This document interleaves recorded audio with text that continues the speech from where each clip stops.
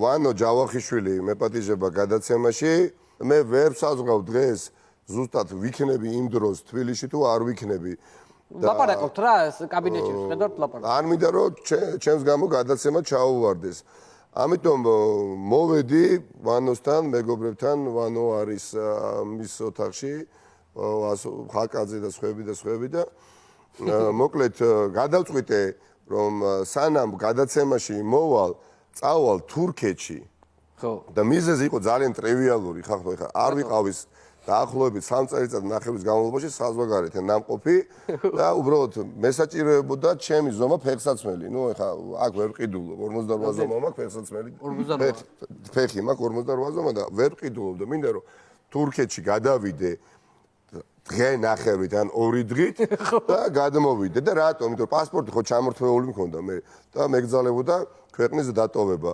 ახალი დაბრუნებული მქონდა ჩემთვის პასპორტი, დაურეკე ადვოკატს გიორგი კონდახიშვილს და ვუთხარი და ვთხოვე რომ გააფრთხილე პროკურატურა ვისი სიტყვიერი თანხმობა საჭირო იყო რომ გადავალ თურქეთში და გადავალ კი ბატონო მოკლედ წავედით სახში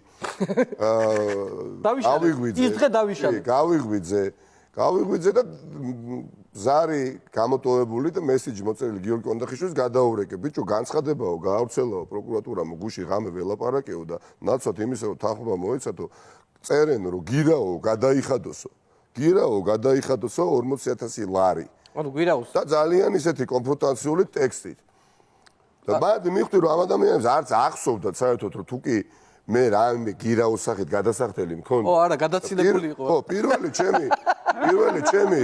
ხო, ნუ ეხლა ხვა რა მოუღიათ რა.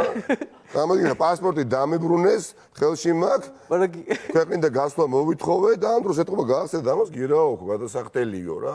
ეხლა ხვა რა მოუღიათ ტელეფონის გამალობაში.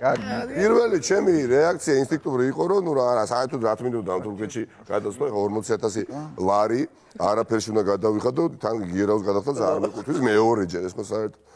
მოკლედ ნუ მივიღე გადაწყვეტილება ამ უსამართლო გირაოს არ გადავიხდე, დავდექე ჩავატარე ბრიფინგი. ნუ არ გადავიხდე ვერ დამიჭერთ, ხო? ამ ყველაფრის შემდეგ ნუ არ ვიცი რაც მოხდა ჩემზე კარგად იცით, ხო ჩამოვიდა მიშელი, ჩამოვიდა დენიელსონი არაერთხელ შედგა შეთანხმებაში და მივედით რეფერენდუმამდე. რომ რეფერენდუმამდე მივედით, ეხლა დაგიჭირეს. რომ არა 48 ზომა ფეხი. რეფერენდუმი არ იქნებოდა. სასწრაფოდ რასო გამომიყოლე. ანუ რომ არა 48 ზომა ფეხი და ეს ისტორია 53%-იანი ეს ზღვარი მემოდა არაფრიდან წარმოიშვა ნუ ფატალისტი ვარ რა რაც შეიძლება მოხდეს ეს არის ისტორია რომელიც პირველად მოვყევი ხახტო და მართალი ამბავია ძვირფას ტელემაყურებლებო არ გატყვევს არც ერთ სიტყვას აი მართლა და მე მიხარია რომ ამ პროცესში მეც მონაწილეობდი რა ამით გამაყობ იცი ეს არჩევნები ჩემი მიღწეულია ძვირფას ტელემაყურებლებო არა ნუ ეხა რეალურად ეს ბანალური ისტორია არ ვიცი 48 ზომა შესაძლებელი გამო კაი იყო